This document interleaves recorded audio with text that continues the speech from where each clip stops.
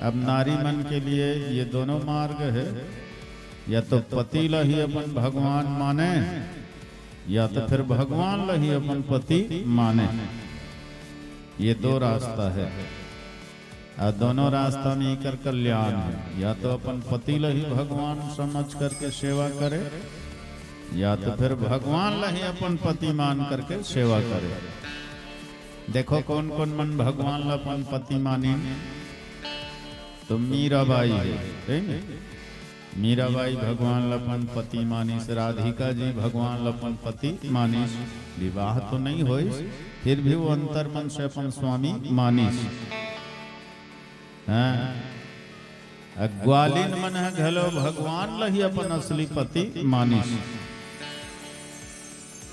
वैसे उकरो मन के बर बिहार हो रही से, लेकिन वो पति मन ला संसारिक पति मन ला महत्व नहीं दी, भगवान लही वो मन अपन पति मानिस और अपन पति मान करके परम गति प्राप्त कर ली।